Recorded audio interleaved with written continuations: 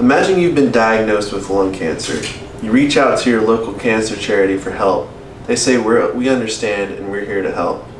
A few days later, you receive a package from that charity. You open it to reveal a single bag of coconut M&Ms. How would you feel?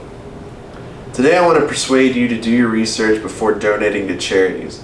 I chose this topic because I think it's important to know where your money is going when you donate.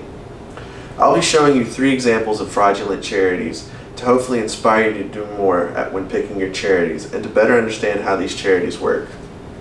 My first example is actually 4 different charities run by a man named James Reynolds and his family. Those charities are the Cancer Fund of America, the Cancer Support Services, the Children's Cancer Fund of America, and the Breast Cancer Society. According to an article in The Atlantic, in the span of just 4 years, they stole $187 million in funds and used it for hiring friends and family, and buying other luxury items such as cars, Disney tickets, and college tuition. Less than 3% of the actual charity money raised by the general public went to helping cancer patients.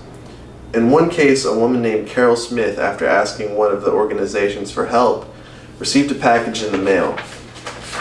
It contained kids' toys, napkins, cups, and paper plates. They claimed to supply cancer patients with urgent pain medication, but all they ever gave out was over-the-counter ibuprofen. They claimed to have a program to shuttle patients by bus to chemotherapy sessions, but that was just a flat-out lie. The charity was found to be so bad that it is the only charity ever to have action taken against it by the FTC and every attorney general in all 50 states. My next example is the Disabled Veterans National Foundation. This charity used heart-wrenching mailing letters to build funding for their organizations. According to an investigation and article written by CNN, they accumulated $116 million but kept $104 million of these profits, sending veterans things they didn't need, such as coconut M&Ms and chef hats.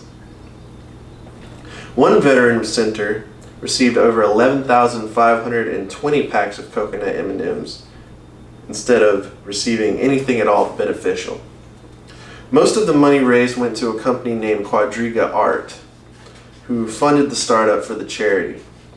The DVNF sent the company millions of dollars to pay for direct mailing campaigns and a service that Quadriga used to profit from. DVNF was by far their most profitable front for the company. Quadriga Arts and Disabled Veterans National Foundation are still in business but cannot do work together, and Quadriga faces a $25 million fine, but there was no jail time for anyone involved.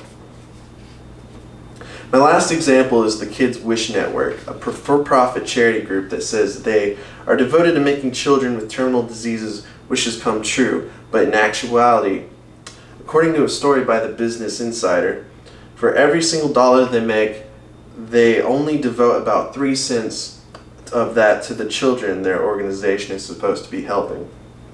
They have paid over $14.8 million in the past decade to solicitors, the founder and his consulting firm. They have been branded by CNN, the Center for Investigative Reporting, and the Tampa Bay Times as the worst charity in America.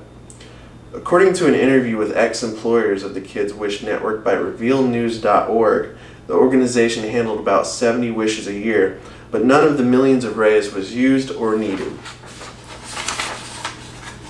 One person would be in charge of getting services donated, like retailers, hotel rooms, and theme parks, and another would call communities raising money for things they've already been donated.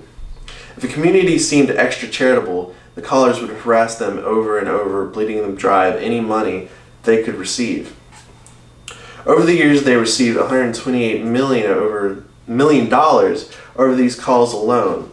The charity is still going strong despite all of this and is probably in the best shape it's ever been. So that's the end of my speech. I've told you about multiple cases of fraudulent charities and how disgusting they can be. Fake charities are a lot more common than you think, so please donate with caution and research who you're donating to.